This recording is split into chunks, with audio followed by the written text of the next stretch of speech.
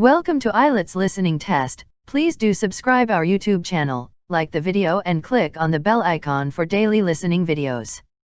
Share your listening band score in the comments section below at the end of the test.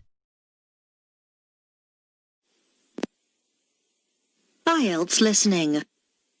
You will hear a number of different recordings, and you will have to answer questions on what you hear. There will be time for you to read the instructions and questions, and you will have a chance to check your work. All the recordings will be played once only. The test is in 4 sections. Write all your answers in the listening question booklet. At the end of the test, you will be given 10 minutes to transfer your answers to an answer sheet. Now turn to section 1 on page 2 of your question booklet.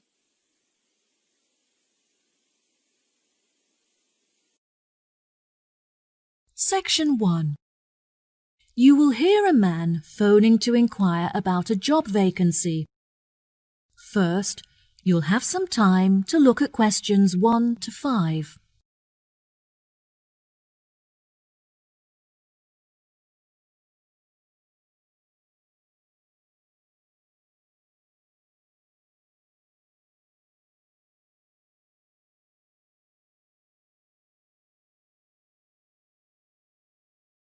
Listen carefully and answer questions 1 to 5. Good afternoon, Palm Resort. Good afternoon. I am ringing about the job I understand you have vacant. Oh, yes. I'd like to find out some more information if I may. Yes, of course. Can I take your name? It's Freddie Lee. OK, Freddie. What would you like to know?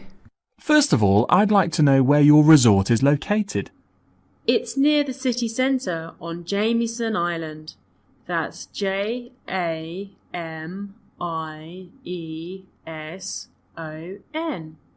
Oh, brilliant. That's only 5 minutes from me. I finish at my college on the 12th of May, so I'll be available for work from that date. Will there be any vacancies at that time? Well, summer is our busiest season, beginning on the 11th July, so that's when you would be starting. Sounds good. And are there any age limitations? That would depend on the place you're applying for. How old are you? I'm 17. Well, we require our bartenders to be 18 or older, which means you would be working as a waiter. There are 4 vacancies. There were originally 6. However, we have since filled 2 of these. OK, great. Could I ask about the pay? We're offering £5.52 an hour. That's very good. My last job was £4.45 an hour. And can I also ask about what qualities you're looking for, like any particular skills or experience? We don't normally require applicants to have any past experience. However, during the summer season, we have weekly shows in which our waiters are asked to perform. The routines are very simple, so no dancing skills are needed. However, you will need to be able to sing. I have never sung professionally, but I'm keen on it and have been told that I'm talented, so I think this will be a good fit. Are there any other duties that I'd be responsible for? As a waiter, you'll have a few different duties. We offer table service, so you'll have to take food orders from customers and carry the food from the kitchen to their tables. We like to give our customers a relaxed experience, so we'll also need you to supervise and take care of their children. I have a babysitter, so I'm very comfortable doing that. Is there a play area for them in the resort? Unfortunately, there is no facility for children here at the resort, but there is a large playground just down the road. Before you hear the rest of the conversation, you have some time to look at questions 6 to 10.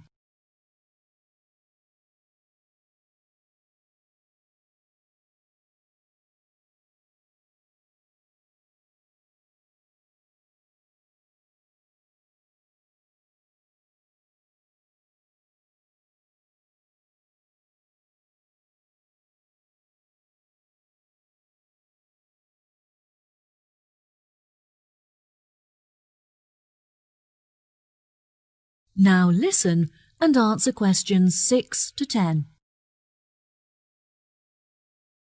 So I would just walk the children down to the playground each day? No, the road is very busy and the pavements are so narrow that it's unsafe to take the children for walks there. It would be very advantageous if you could drive so that you can safely strap the children into the back seat and transport them back and forth. I'm currently taking driving lessons, so if all goes well, I should have my permit by the time I begin work. We feel it's pretty good, and we also offer some good fringe benefits for our employees. Really? Well, because of the difficulties of getting public transport, if you're working after 10 o'clock, we drive you home. OK, that sounds fine. Do you have a staff room where I would be able to eat my packed lunches? All of our employees eat in the dining hall once our customers have finished eating their lunch. We like to make sure that our employees are well nourished, so we would provide you with a meal every lunchtime. There is no need to bring in a packed lunch. Wow, that's good to know. I think that's all of the information that I needed. I'll be sure to post my application to you later today. OK, sure. Once we have looked over your application, we may ask you to come for an interview. We normally hold our interviews on Fridays. However, the manager is taking a long weekend this week, so the interview would be on Thursday. Is that OK for you? That's good for me. Fine. 10:30 a.m? Yes, fine. Would 10 o'clock be OK? Perfect. And could you bring along a reference letter from your employer? Yes, that's fine. No problem. Could you tell me what else I have to do? Well, you need to come into the desk and fill out some forms. We need a document for ID, so a bank statement would be fine. I've got that. And what else? Well, you need to bring a photo with you. Having said that, it would be also a good idea for you to attach it to your application. This will help us to distinguish your application from the others. OK, no problem. I have a couple of spares from when I renewed my passport. Good. We look forward to seeing you. OK, thank you so much. You've been very helpful. No problem. Goodbye. That is the end of section 1. You now have half a minute to check your answers.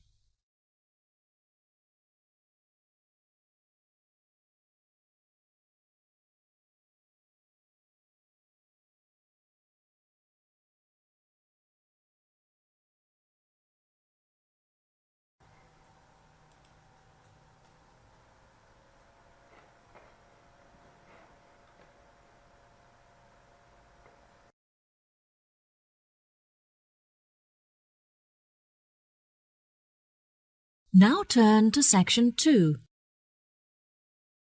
Section 2. You will hear a guide talking to a group of visitors in a garden. First, you'll have some time to look at questions 11 to 14.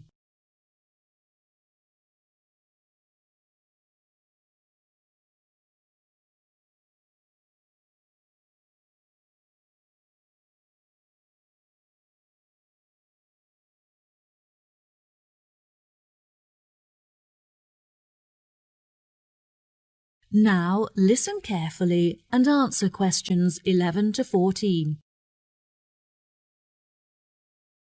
Hello, welcome to Pine Garden. My name is Manuel, and I'd like to tell you a few things about our establishment before you all wander off and begin your exploration of the grounds. I know you're keen to begin, so I'll try to keep this short. First of all, I'd like to explain what you can do with your ticket. If you want to be closer to nature, you could visit our planting area. In that area, visitors can plant small flowers and bulbs that will grow and become part of the garden. The planting activity is completely free. However, if you have sensitive hands, you'll need to purchase garden gloves to protect your skin. Here at Pine Garden, we sell a number of wooden goods carved from trees that have been felled in our very own pine forest. If you feel like getting involved and having a go yourself, you can join one of our bush timbering lessons free of charge, where you'll be able to make your own keyring under the supervision of a skilled craftsman. The most popular attraction in the garden is our aviary, where you can observe a whole range of bird species. Entry to this section is free, but you have to pay a small supplement in order to enter the hummingbird section. Also, the insect hut not far from it may arouse your interest. There you can find some interesting insects such as butterflies, pocket ladybugs, dragonflies, and so on. And there's no extra charge for that.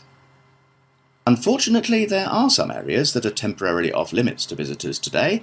For example, the gift shop that closed earlier this year and won't be open for another month or so. As I mentioned before, however, you're free to visit our restaurant for food and snacks, and if you're looking to purchase a gift, why not buy that special someone a potted bush or orchid from our plant care centre? And our new treetop cafe is under construction, which will be very impressive when it's finished. In fact, the model town's already opened ahead of schedule, and it's attracting a lot of people. Now, our tourist office is normally available to provide tourists with a variety of help. However, the officer is sick at home today. Please do not let this discourage you from visiting these, as they provide quite an experience. Before you hear the rest of the talk, you'll have some time to look at questions 15 to 20.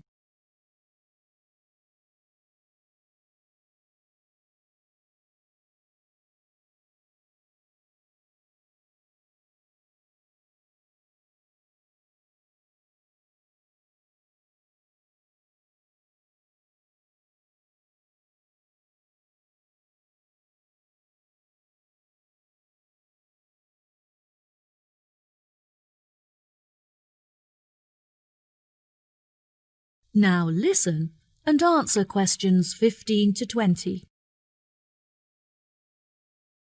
I also would like to introduce you to our plant specialists, who are responsible for the wonderful plant displays here at Pine Garden. Mrs. Mary is one of our experts, and she is personally responsible for our beautiful display of plants that are all found growing naturally in the local area.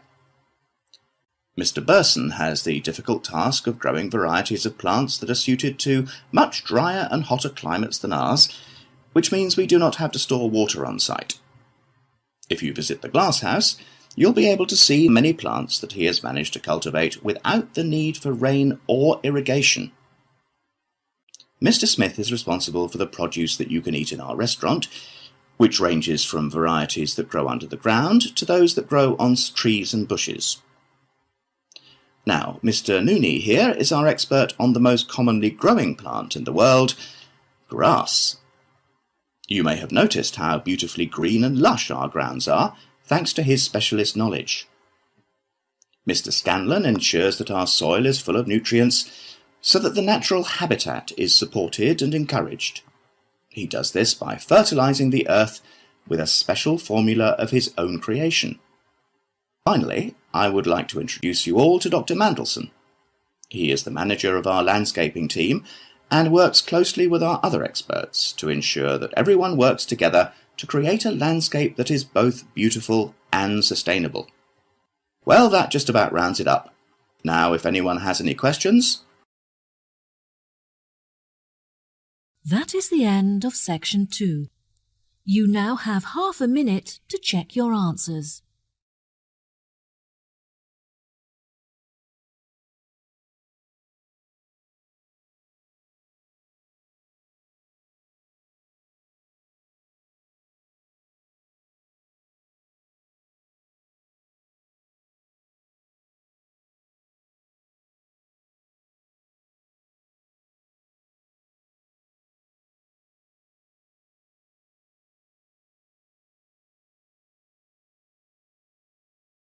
Now turn to section 3. Section 3.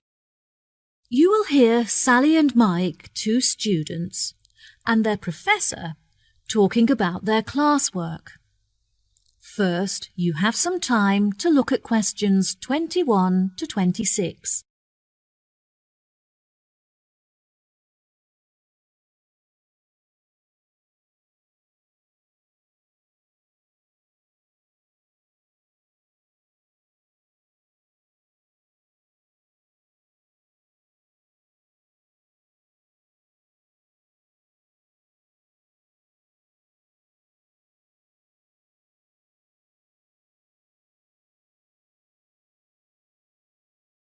Now, listen carefully and answer questions 21 to 26. Hello, Sally and Mike. Hello, Professor. Welcome to the third meeting of our after-school club, where we discuss topics from the syllabus in order to help you to understand your classwork better. Now, I hope that you've read the notes I gave you last week on the ancient African traditions, as this will be the focus of our discussion today.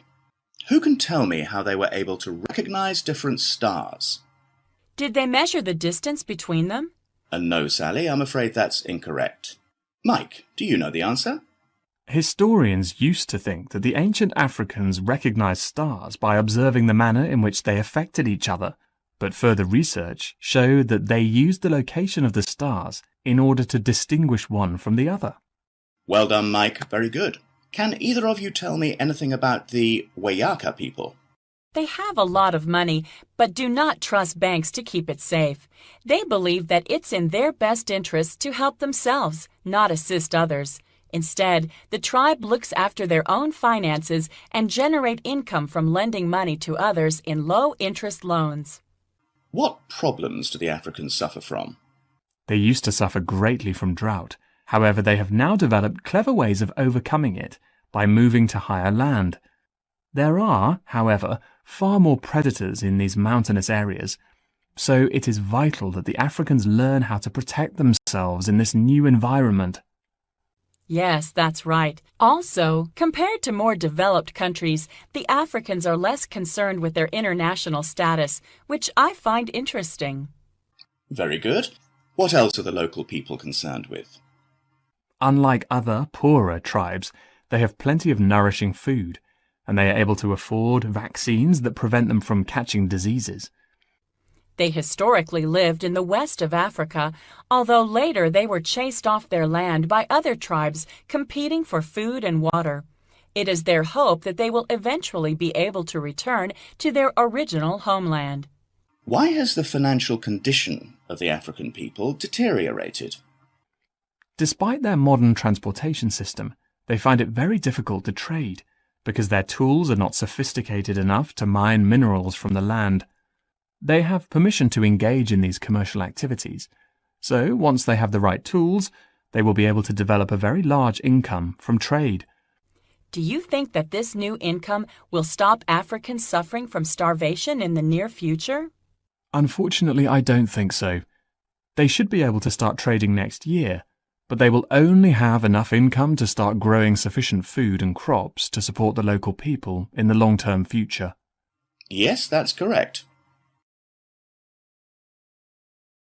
Before you hear the rest of the conversation, you have some time to look at questions 27 to 30.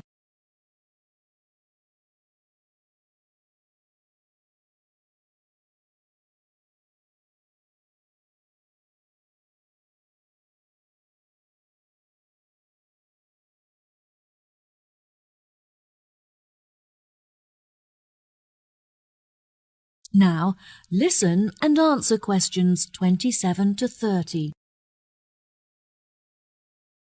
There are many charities from developed countries that are helping to ship food to African countries in order to feed the starving. Unfortunately, it is difficult to transport a lot of food to the right places, but Africans are very good at sharing and making sure that everyone gets something to eat. African governments are also starting to pay more attention to the needs of their people. They have been directing a lot of money to help build schools in the more impoverished villages as a part of their new education plan, which is fantastic. This means that, hopefully, all African children will be able to attend school daily without having to walk long distances. Yes, absolutely. Do you remember any other information from your class notes? Historically, the tribes in Africa often used to migrate across the country in search of food and water. They would live in tents that were easy to dismantle and transport to other locations. That's true, but now they are being encouraged to settle down in one area so they can establish colonies and build facilities for themselves, such as houses and schools. Some villages have even developed specific customs. For example, the Wayaka people consider it impolite if you do not bring gifts when visiting someone. Bravo! You've both contributed fantastic points to our conversation. That concludes our session for today. I'll see you next week. That is the end of section 3. You now have half a minute to check your answers.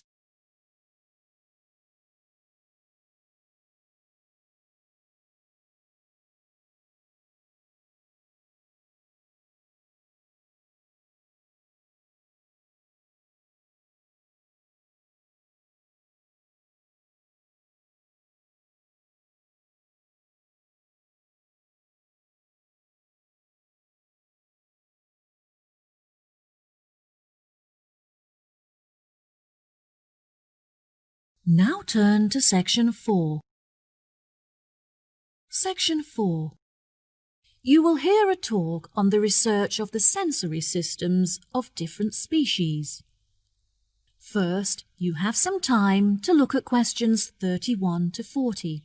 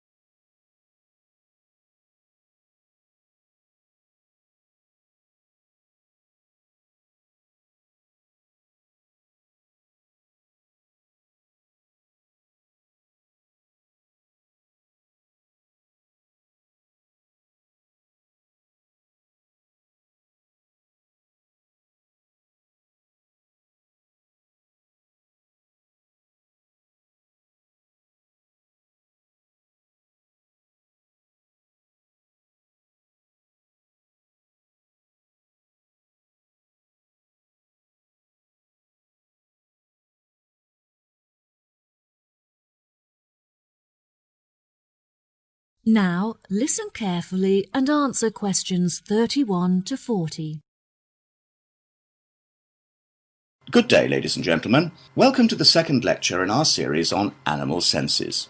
Today I'll be comparing the sensory systems of different species and discussing how these senses enable them to explore their environment. When it comes to the sense of smell, you may think that human beings have powerful and well-evolved sensory systems. However, some animals have a sense of smell that is far more powerful than ours. Dogs, for example, have a sense of smell that is 40 times greater than a human's and can distinguish 220 kinds of smell. Some animals can even smell odours that are undetectable by the human nose, such as carbon dioxide. There are also animals that have a relatively weak sense of smell. For example, there are species of beetles that can recognize the odours of certain plants but not others. The bee is an interesting example to examine in reference to smell because they experience this sense via their antennae. Bumblebees have stings, but it's rare that they actually use this weapon. When a bee feels threatened, it will use its legs to signal and warn others about the threat before it stings. This is called a signalling posture and involves the bee lifting its two back legs into the air. Within any hive, there is a hierarchy with the queen bee at the top. The queen bee is able to control the colony by monitoring its movement through her feet. The queen bee is the only reproductive female in the entire colony, and she is also able to sting multiple times, unlike the worker bees that will die if they sting. In the insect world, scent can also be used to facilitate mating, as females decide whether or not to mate with a male, depending on the quality of his scent. One such example of this is the female butterfly, who will only mate with the male butterfly that produces the strongest pheromones. This is how the species ensures that only the best genes are perpetuated in order to create the strongest offspring. Next, we move on to the hearing sense of beetles. Interestingly, beetles do not have ears, but instead use their feet to detect vibrations caused by sound. This is particularly useful when searching for food among the trees in which they live, as they are able to detect the location and movement of their prey by monitoring vibrations in the woodlands. The final sense that we'll be looking at today is sight. Snakes are a particularly interesting case study, as they do not see shapes and colours as humans do, but instead hunt their prey by detecting the heat radiating from their mouths. This makes them incredibly effective predators, as they are able to zero in on their prey very quickly and efficiently. From a distance, a snake is able to locate the heat radiating from a mouse, for example, and upon moving closer will be able to determine its body shape. This can help prevent the snake from attempting to attack prey that is too large for it. Once a snake has killed and eaten its prey, it goes into a state of hibernation, whereby all of its energy is directed towards digesting the food stored in its stomach. Depending on the size of the snake and its prey, this hibernation can last from hours to days. Once fully fed, a large snake will not need to eat again for the next couple of weeks. During the breeding season, however, female snakes will feed more frequently. The heat detection of a snake is very complex and can be even more effective than the vision of a human. It not only uses heat to determine the location of its prey, but before it commits to hunt, it will also use the heat to calculate how much distance it has to travel in order to reach it. This prevents the snake from wasting energy hunting prey that is too far away to catch. That is the end of section 4. You now have half a minute to check your answers.